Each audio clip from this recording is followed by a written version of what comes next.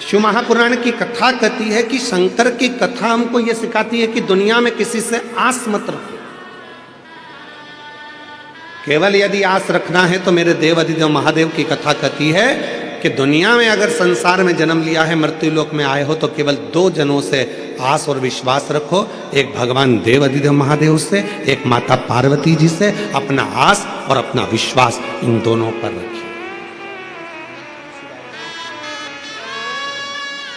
दोनों पर रखो। तुम जिन जिन से आस लगाकर बैठोगे, जब तुम्हारी आस टूटेगी तो दुख तुमको होगा। कितना आस लगाते हो?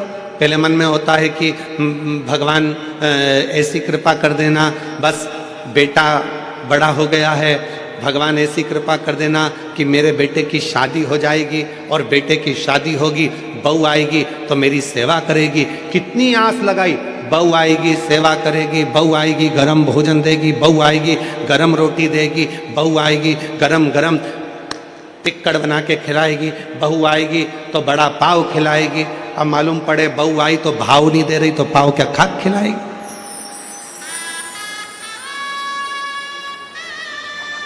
आस टूटा,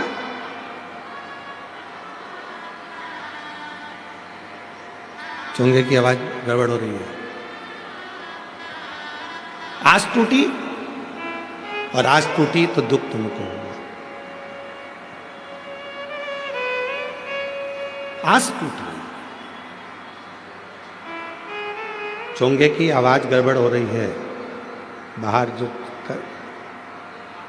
है दूसरी जगह की आवाज है, ठीक है।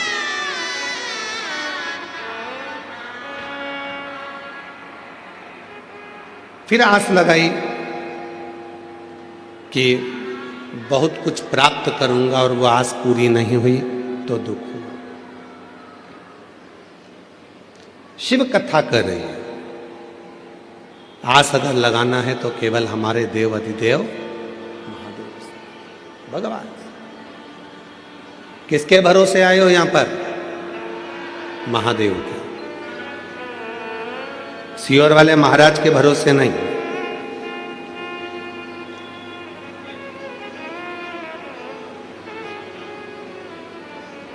किसके भरोसे? देव अधिदेव महादेव के भरोसे।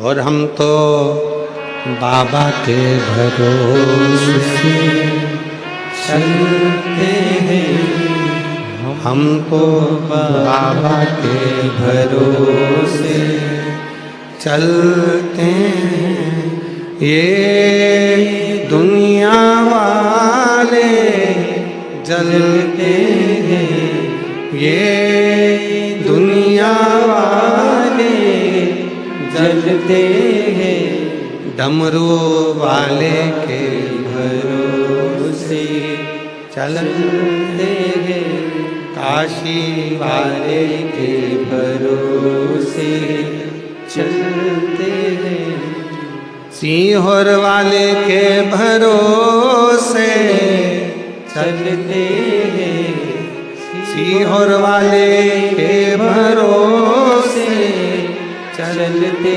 हैं। हम तो बाबा के भरोसे चलते हैं, काशी वाले के भरोसे चलते हैं। किसी दूसरे के भरोसे नहीं, किसी दूसरे के आश्रित होकर नहीं, अपने शिव के आश्रित होकर चल। मन की मुस्कान और चेहरे की मुस्कान दोनों बहुत जरूरी है, बहुत जरूरी। आज के समय में अगर परिवार टूट रहा है तो उसका केवल एक कारण है कि हमारे परिवार में चेहरे की मुस्कुराहट चली गई है।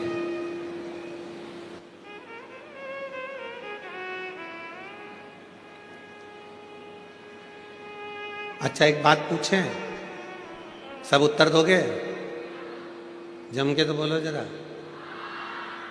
ठीक है। परिवार में शादी में जाते हो, फोटो खिंचवाते हो? आपके मम्मी भी गए हैं, आपके पिताजी भी गए हैं, आई भी गई है, भाऊ भी गए हैं, और वो मराठी भाषा में क्या कहते हैं, मुलगा मुलगी भी गए हैं। ठीक है, तो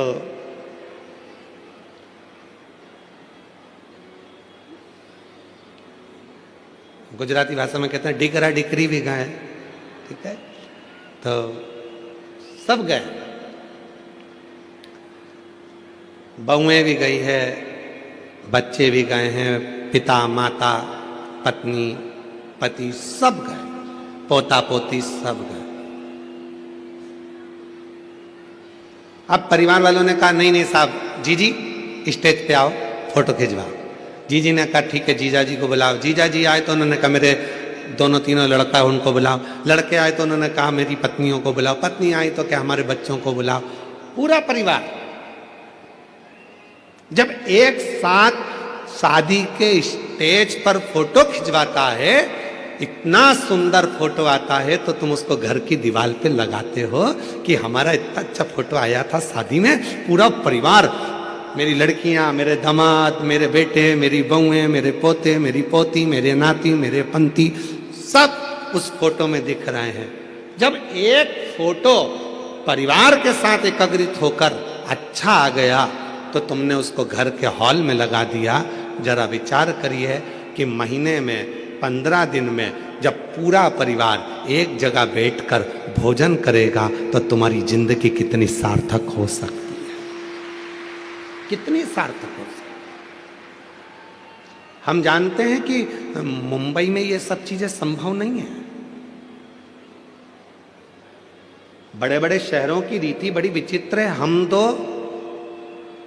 जम के बोलो, हम दो हमारे दो, और घर में एक्स्ट्रा आ जाए तो बाहर फेंक दो। बड़े बड़े शहरों की रीति बड़ी, पर आपसे निवेदन है, मान लो मुंबई में हम ये नहीं कर सकते, अपने बड़े बड़े शहरों में फ्लैटों में नहीं कर सकते कि इतना बड़ा परिवार हम अपने फ्लैट में जोड़ लें।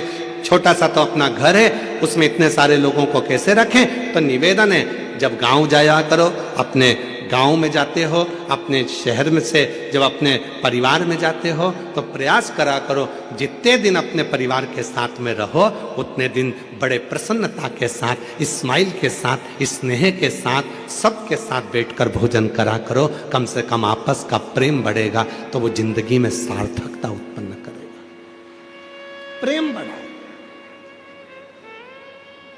आज के समय में धन की कमी नहीं है, आज के समय में व्यापार की कमी नहीं है, आज के समय में काम की कमी नहीं है, आज के समय में कोई प्रॉपर्टी की कमी नहीं है। आज के समय में सबके पास धन है, वैभव है, प्रतिष्ठा है, मकान है, बंगला है, फ्लैट है, जमीन है, जायदाद, सबके पास। और नहीं है तो लोन वाले तुम्हारे पीछे पीछे घूमकर हाथ जोड़कर कहते हैं लोन ले लो।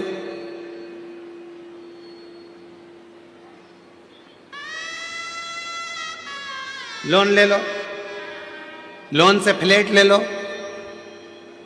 नहीं, ले लो मना नहीं है, परंतु लोन जमा करते करते वो फ्लैट के चक्कर में एक दिन लेट गए तो क्या मतलब का फ्लैट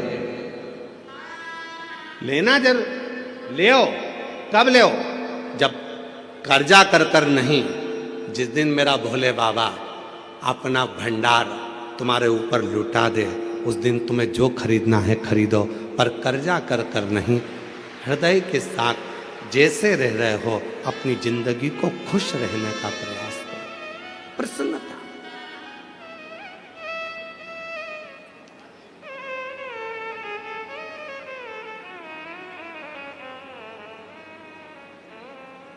शिव कथा कर रहे हैं। देवराज नाम का ब्राह्मण न कभी मंदिर गया है, न कभी देवालय गया है, न कभी शिवालय गया है, न कभी उसने आराधना करी है, न कभी साधना करी।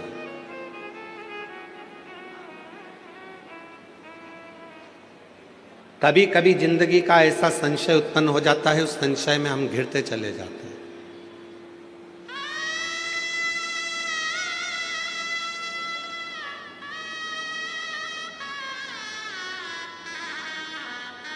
तमिलनाडु का मदुरई का मीनाक्षी मंदिर किस किस ने देखा है?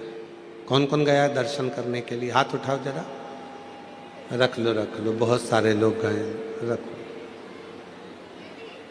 आप भी गए हैं? तो जी उस मंदिर की एक विशेषता, हमारे श्रीमती परिषा प्रताप सरनाइक जी बोल रहे हैं कि हम भी दर्शन कर आए हैं मदुरई के मीनाक्षी मंदिर का।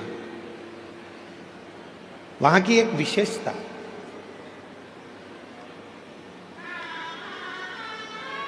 कभी आप लोगों ने ज्ञात करा कि उस मंदिर का निर्माण कैसे हो गया? कैसे? मीनाक्षी देवी कौन है आखिर? शिव जी कैलाश पर बैठे हैं, मां अंबा जगदंबा माता पार्वती उनके नजदीक में बैठी हैं। शिव महापुराण की विद्येश्वर संहिता कहती है, जब शिव जी की साक्षी में कोई पहुंचता है, भगवान शंकर के मंदिर में कोई पहुंचता है, शिवलिंग के सामने कोई पहुंचता है, शिव महापुराण की कथा में कोई पहुंचता है, शंकर के भजन में कोई पहुंचता है, शिव स्मरण में कोई पहुंचता है, उसके मन में जो कामना आती है वो कामना पूरी होती ही है, पूरी। इसका प्रमाण स्वयं शिव जी की कथा कर रही है। भगवान देवादिदेव महादेव माता सती को लेकर कुंभज ऋषि के आश्रम में जाते हैं, अगस्त बाबा के आश्रम में बैठकर कथा सुनने के लिए जाते हैं। और माता सती का विवाह हुआ था शिव जी के साथ। बड़ी सुंदर विवाह संपन्न होने के बाद शंकर भगवान माता सती को कुंभज ऋषि के यहाँ, अगस्त ऋषि के यहाँ जब कथा सुनाने के लिए लेकर गए, सती माता कथा सुनने के लिए बैठी तो सती माता के मन में आया, शादी के बाद तो पति को, पत्नी को भ्रमण कराने के लिए कहीं और लेकर जाना चाहिए, पर मेरी शादी होते से पति शिवजी मुझे कथा सुनाने बिठा दिए। शादी होते से ही मेरे पति ने, मेरे शंकर भगवान ने कथा सुना दी। शिवजी के पास में बैठकर माता सती के मन में आया, इससे तो ये शरीर जलकर भस्म हो जाए तो अच्छा। शिव पुराण की कथा कहती है, जो शंकर के पास में बैठकर, शंकर की साक्षी में बैठकर, शिव महापुराण की कथा में बैठकर, शंकर भगवान के भजन में बैठकर उसके मन में जो कामना होती है शिवजी उसको पूरा जरूर करते हैं। सती के मन में कामना आई कि ये शरीर जलकर भस्म हो जाए तो अच्छा, और वो हुआ। सती माता अपने पिता के घर में दक्ष प्रजापति के यहाँ यज्ञ के कुंड के पास अपने प्राणों को त्याग दी और जलकर भस्म हो गई। क्यों? क्योंकि उनके मन में ये भाव आ गया था।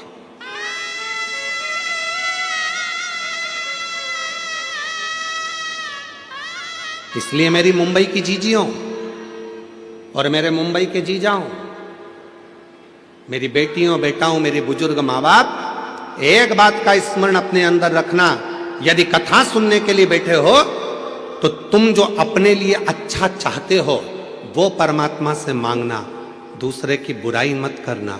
भीतर से यह मत सोचना कि ये पड़ोसन ने मुझे बैठने की जगह नहीं दी, इसको तो कोनी मार के जाऊंगी। विचार नहीं करना, विचार ना करना। वायलेंटरों ने रोक दिया आपको, कार्यकर्ताओं ने रोक दिया, यहां से मत जा, वहां से मत जा, और मालूम पड़े सिर पे पल्लू लेके मन में सोच लिया बाद में देखूंगी तुझे, रुक जा बाद में। और मन में अब तुम 5 दिन तो कथा के मिले, केवल 5 दिन कथा के मिले।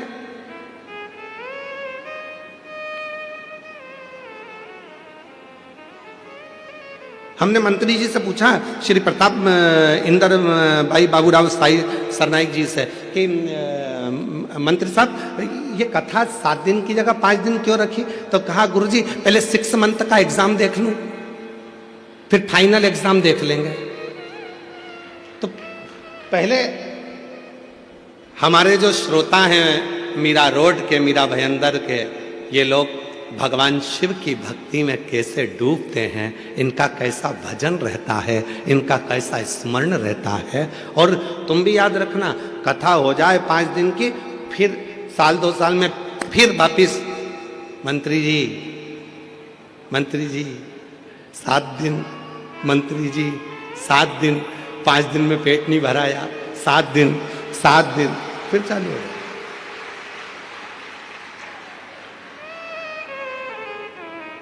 छोड़ना मत ही, इनको भी पकड़ के रखना।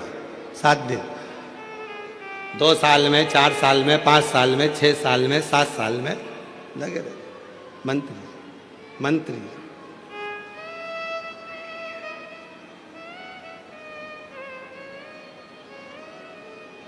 शिव कथा में बैठकर वही विचार लेकर आना जो तुमको तुम्हारे लिए चाहिए।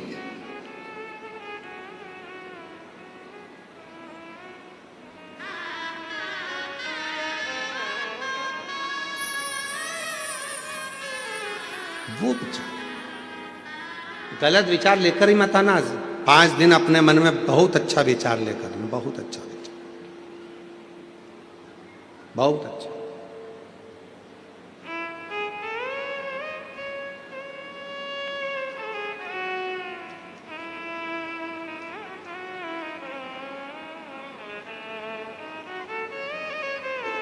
पार्वती जी बैठी थी शिव जी के पास में।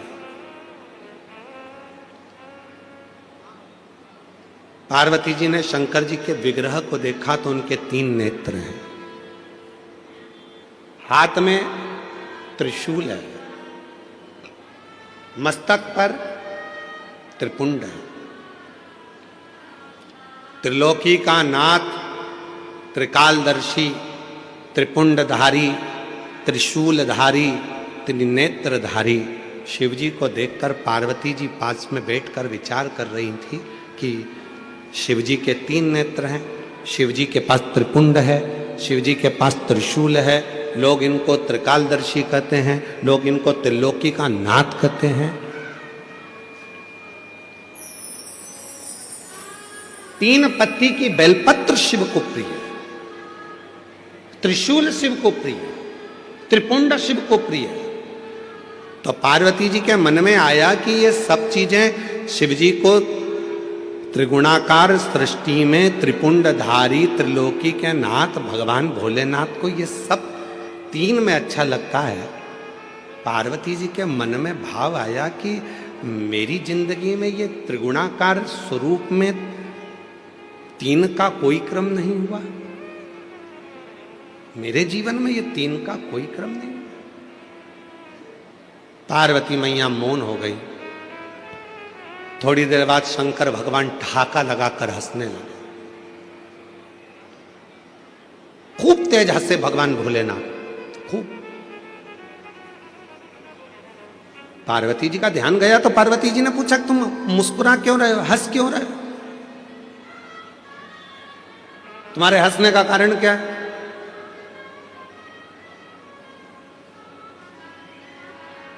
जब पति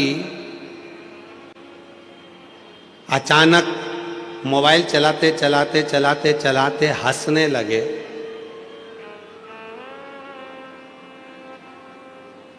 तो पत्नी को भी चिंता लगने लगती है कि आखिर हंस क्यों रहे। कई बार शादी में, पार्टी में इसी बात की लड़ाई हो जाती है पति पत्नी में। तुम घर में रहते हो तो तुम्हारा मुंह 24 घंटे ऐसा उतरा रहता पूछो मत ही, और शादी में तो ऐसे मुस्कुरा रहे थे, पार्टी में तो ऐसे हंस रहे थे, मुझे देखकर कर्फ्यू लग जाता है। पति बोला ऐसी कोई बात नहीं, ऐसी कोई बात नहीं।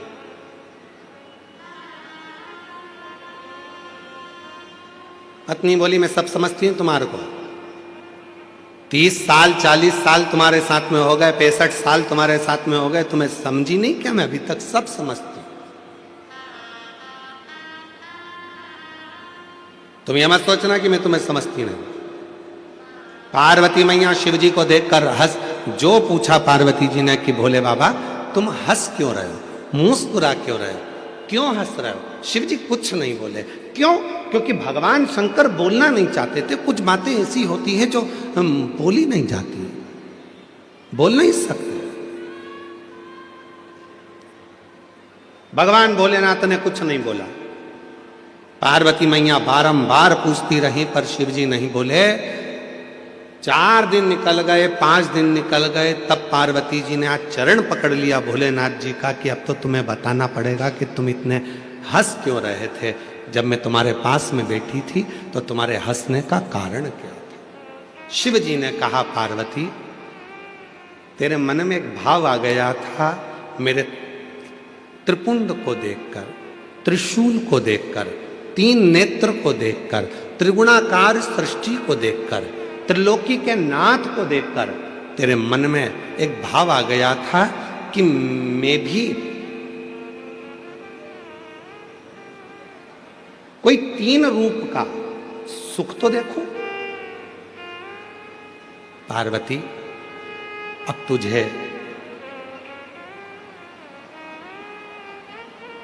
उस स्वरूप को धारण करना पड़ेगा जो तेरे मन में भाव। अभी कथा में कहा शिव जी की कथा में बैठना या शंकर जी के मंदिर में 1 लोटा जल चढ़ाने जाना या शिव जी के मंदिर में बैठकर भगवत भजन करना या शंकर भगवान की शिव महापुराण की कथा में बैठकर कथा श्रवण करना, तो अपने मन में अच्छा भाव लेकर आना। कोई ऐसा भाव लेकर मत आना कि तुम्हारे जीवन के लिए वो तकलीफदायक। अच्छा सोचिए, अच्छा विचार करिए।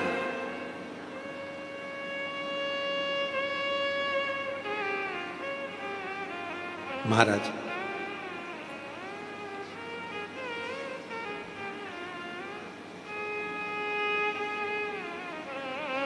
और मांगा है भोलेनाथ से वरदान एक ही,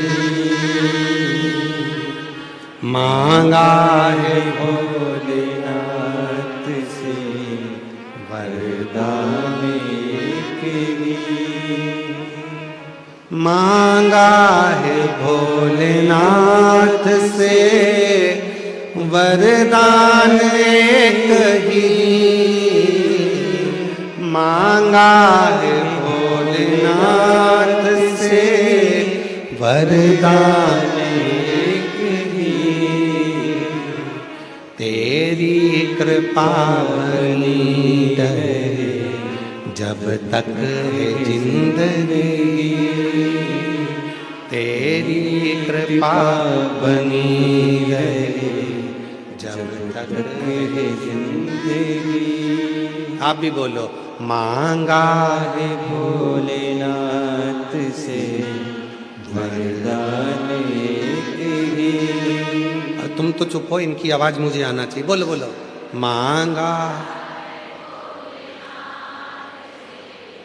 वरदान। देखो सबको बोलना, अड़ोसन, हमारे यहाँ कहते सीधे हाथ वाली को अड़ोसन, उल्टे हाथ वाली को पड़ोसन, पीछे वाली को धड़ोसन। इसलिए निवेदन, अड़ोसन, पड़ोसन, धड़ोसन सब बोलो। मांगा वरदान एक ही, मांगा है भोलेनाथ। बहुत बढ़िया। तेरी कृपा बनी रहे जब तक है जिंदगी, तेरी कृपा जब तक है जिंदगी, मांगा है भोलेनाथ से वरदान। बहुत जोरदार, नजर उतरवा लेना घर जाके अच्छे से। हो बहुत जोरदार गाए हो आप लोग साथ में, बहुत बढ़िया। अब सिद्ध हो गया कि तुम मीरा भयंदर में रहते हो। अब सिद्ध हुआ है, क्योंकि हमारी मीरा माँ मीराबाई जब गाती थी तो भगवान द्वारका नाथ प्रसन्न हो जाते थे, और मीरा भयंदर वाले जब गाते हैं तो भोलेनाथ प्रसन्न हो जाते हैं, शिव प्रसन्न। अब लग गया कि मेरा भोले बाबा अपने मीरा भयंदर में आ गया। अब आ गया, फ्लाइट लैंड अब पहुंच गई है, बिल्कुल पक्का हो गया कि अब आ गई, निश्चित।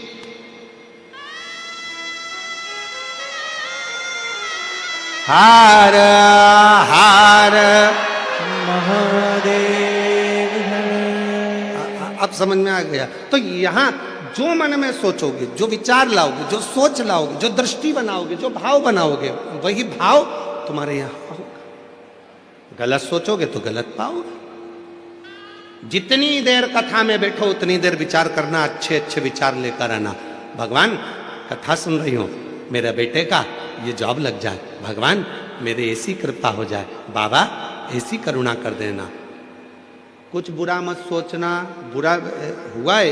एक कथा हमने पहले कही, आज फिर कहते हैं।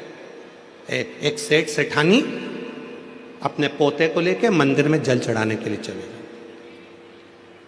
पोते को लेके मंदिर में से लोटा उठा लिया। लोटा था एक, चढ़ाने वाले थे जल 3। पत्नी के मैं चढ़ाऊंगी, पति के मैं चढ़ाऊंगा, पोता के मैं चढ़ाऊंगा। शंकर जी के ऊपर भरा भरा या लोटा शिवलिंग पे गिर गया। जैसे ही शिवलिंग पे लोटा गिरा, पार्वती जी ने कैलाश पर शंकर जी के माथे पर गुम्मा देखा। इधर थोड़ा सा उठा हुआ स्थान। पार्वती जी ने शिव जी से पूछा, भोले बाबा आज जिंदगी में पहली बार तुम्हारे चेहरे पर ये पर्वत देखा है। शंकर भगवान बोले, मेरे भगत ने दिया है। पार्वती जी बोली, उनको कुछ दिया नहीं तो दूसरा फिर दे देंगे, देना जरूरी है, जाओ जल्दी। शंकर भगवान बोले, पार्वती मैं जाऊं? हाँ। शिव जी ने कहा, अब भी जाता हूं। पार्वती जी के सामने शंकर भगवान प्रकट हो गए, उन तीनों के सामने, सेठ सेठानी पोते के सामने। मांग तुम्हें क्या चाहिए? इतने में पत्नी बोली, पहले मैं मांगूंगी। पति बोला मैं मांगूंगा। पोता बोला मैं मांगूंगा। इतने में शंकर भगवान बोले, लेडी फर्स्ट। पहले तो बुजुर्ग सी दादी बोली, बाबा मैं तुमसे क्या मांगू? पहले तो ये बताओ कि तुम आज तक प्रकट नहीं हुए, इतनी बार जल चढ़ाया, प्रसन्न नहीं हुए, आज प्रसन्न होने का कारण क्या है? शंकर भगवान कपड़ा लगा के आए थे। शिव जी ने कहा, मेरे प्रसन्न होने का बस केवल ये देख। अच्छा लोटा गिर गया तुम पे। भगवान बोले, वो तो गिर गया, चल जाएगा, पर अब मत गिरा देना। हाथ जोड़ो। ठीक है। शिव जी बोले, मांगो तुम्हें क्या चाहिए? पत्नी ने कहा, पहले मैं मांगू? हाँ। 16 साल की बना दो मुझको। शिव जी ने पूछा, पहले देख लो, अच्छे से मांग लो जो चाहिए। नहीं, मुझे 16 साल की एकदम सुंदर बना दो। शंकर भगवान ने कहा, तथास्तु। इसको 16 साल की बना दी। ये बढ़िया लहंगा महंगा पहन के, जो इसका पति था बुढ़ा, उसके पास खड़ी होके लहंगा हिलाती हुई बोली, देख देख। अब पति को बार बार चिढ़ा रही, बार बार चिढ़ा रही, बार बार चिढ़ा रही। पति को गुस्सा आ गया। शिव जी ने कहा, तुम्हारी बारी है, तुम मांग लो। पति ने कहा, इसको कुतिया बना दो,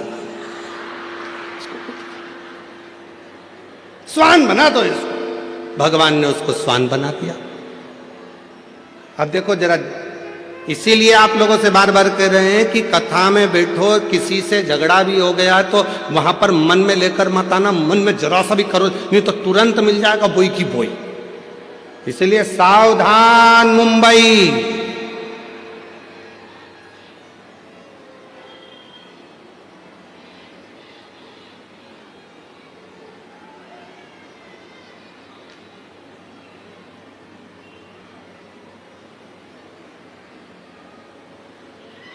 मांगना।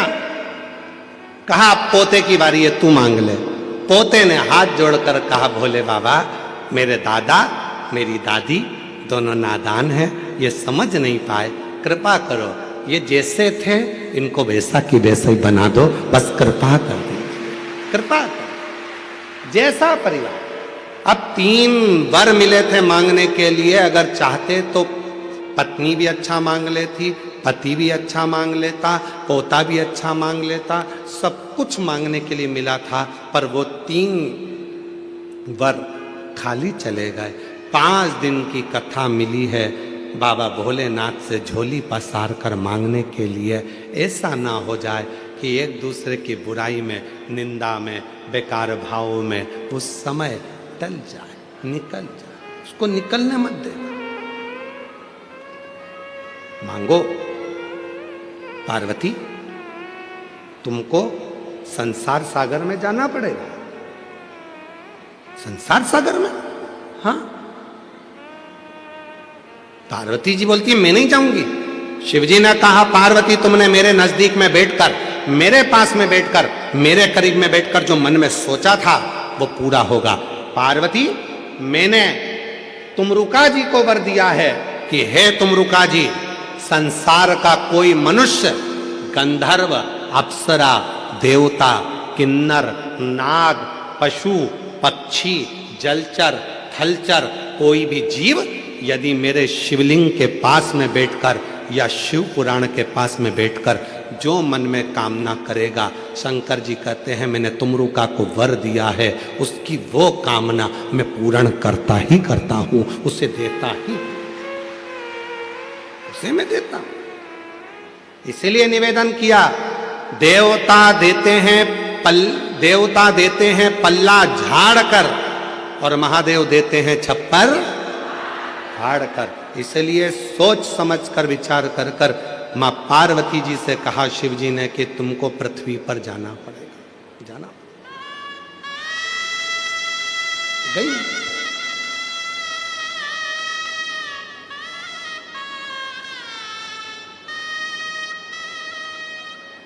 एक पांड्य देश में मलय ध्वज नाम के एक राजा हुआ, जिनके घर में संतान नहीं थी, औलाद नहीं थी।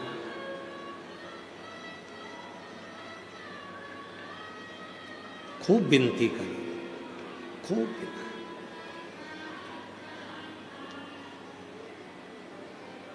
जब एक बार पांड्य देश के राजा मलय ध्वज ने शिव जी की आराधना करी तो वर मांगा कि मुझे मेरे घर में औलाद नहीं है, औलाद हो जाए, संतान। एक बेटी ने जन्म लिया,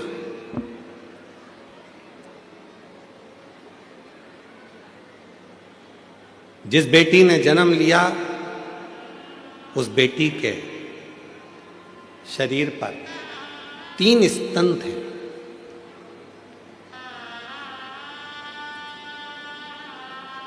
स्तन, बेटी के शरीर पर जब 3 स्तन थे तो राजा मलय ध्वज को लगा कि मेरे घर में बेटी ने जन्म लिया और उस बेटी के 3 स्तन हैं। बड़ा आश्चर्य हुआ। शिव जी के पास में बैठकर मां पार्वती जी ने त्रिगुणाकार, त्रिकालदर्शी, त्रिपुंडधारी, त्रिशूलधारी, त्रिनेत्रधारी भगवान शंकर का जो स्मरण करा था, जो सोच रही थी बैठकर कि मेरे भी जीवन में त्रिगुणाकार कुछ होना चाहिए, तो वो पार्वती जी जो राजा मलय ध्वज के घर में जन्मी हैं, उनके शरीर पर वो बेटी को देखा तो उसके 3 स्तन थे, 3 स्तन। राजा को बड़ा आश्चर्य हुआ। बेटी के नेत्र मछली की तरह तिरछे थे।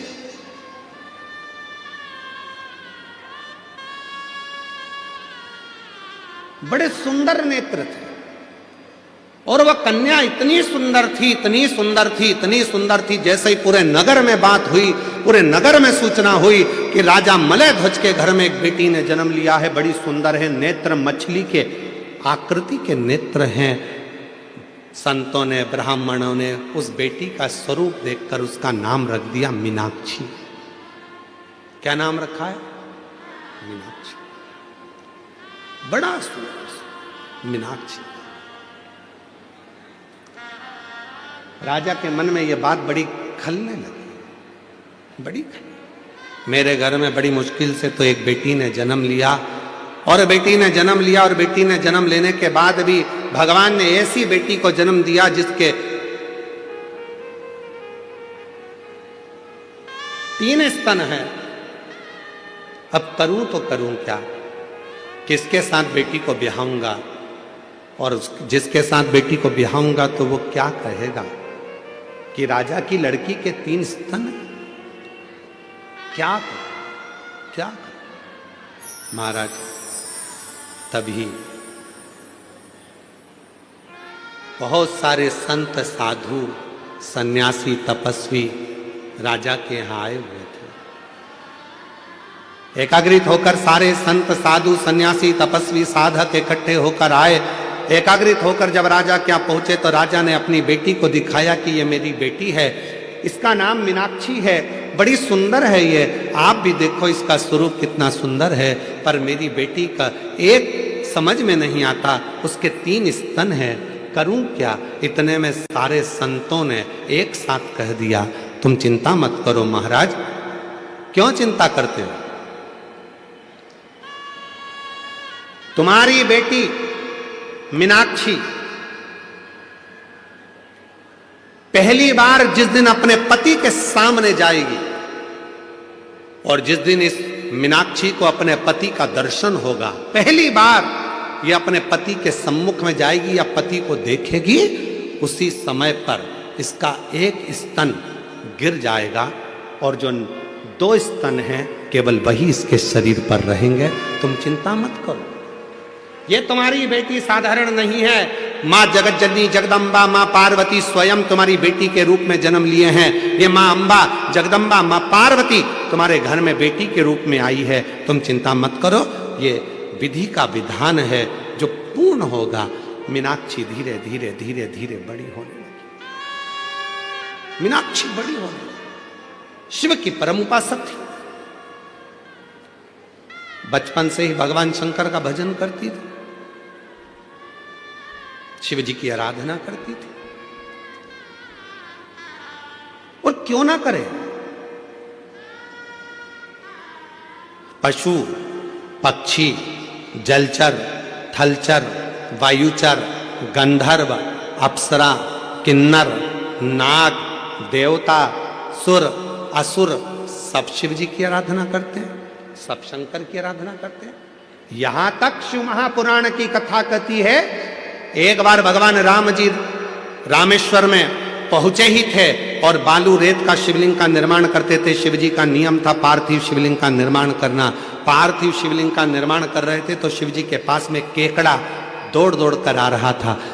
भगवान राम जी उस केकड़े को हटाते जा रहे थे, वो केकड़ा फिर आ रहा था, राम जी फिर उस केकड़े को हटा रहे थे। केकड़ा फिर आ रहा था, राम जी उस केकड़े को फिर हटा रहे थे। वो केकड़ा बार बार आता रहा।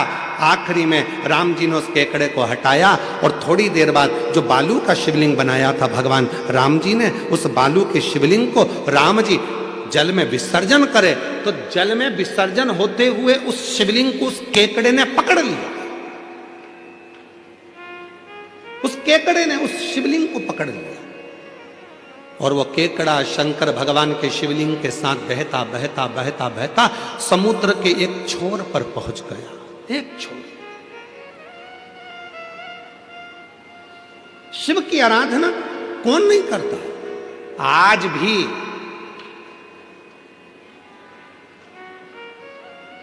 भारत की भूमि पर शंकर भगवान का एक मंदिर ऐसा है जिसकी आराधना केकड़ा करता है और वो दूर नहीं है, तुम्हारे मुंबई के पास में है,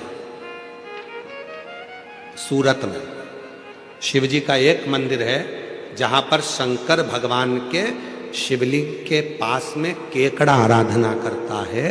दुनिया में दूसरे दूसरे प्रसाद चढ़ते होंगे, फूल चढ़ते होंगे, पर वहाँ भारत की भूमि पर एक मंदिर ऐसा शंकर का सूरत गुजरात में है जहाँ शंकर के शिवलिंग के पास केकड़े चढ़ाए जाते हैं।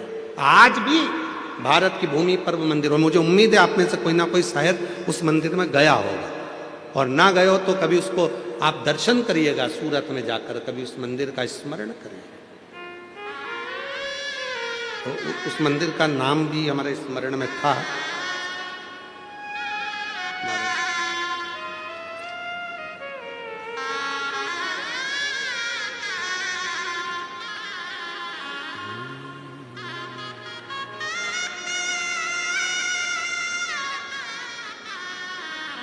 ब्रजेश्वर महादेव सूरत के, गुजरात में है ब्रजेश्वर महादेव।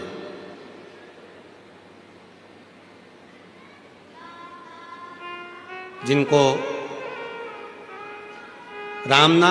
रामनाथ शिव घेला भी कहते हैं, जो सूरत में विराजमान। शिव का एक मंदिर है ऐसा जहां केकड़ा आराधना करता, पशु पक्षी आराधना करते, इसलिए शिव जी का नाम पशुपति नाथ होता है। कौन आराधना नहीं करता?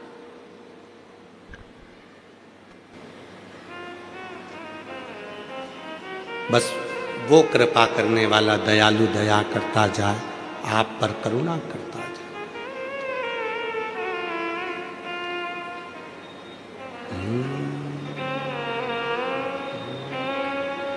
अब दया करो हे भोलेनाथ, मस्त रहूं तेरी मस्ती में।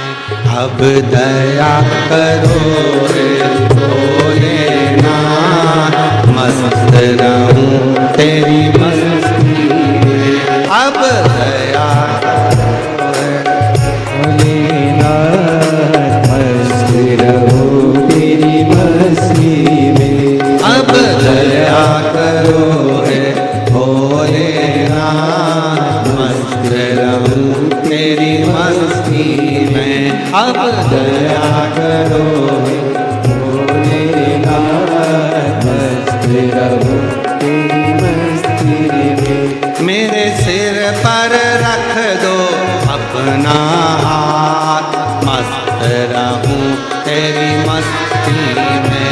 मेरे सिर पर रख दो अपना हाथ, मस्त रहूं तेरी मस्ती में। मेरे सिर पर रख दो अपना हाथ, मस्त रहूं तेरी मस्ती में। मेरे सिर पर रख दो अपना हाथ, मस्त रहूं तेरी मस्ती में। अब दया करो हे भोलेनाथ, मस्त रहूं तेरी मस्ती में।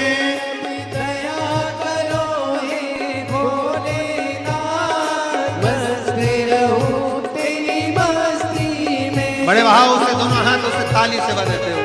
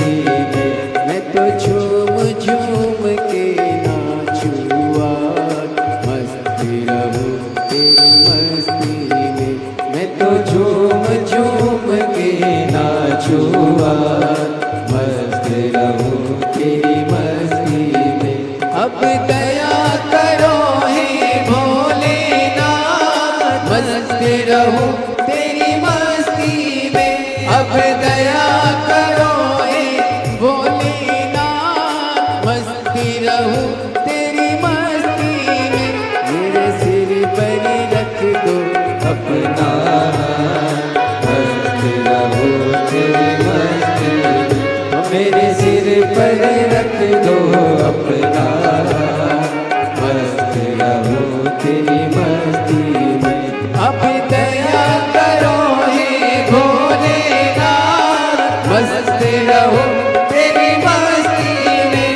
बीते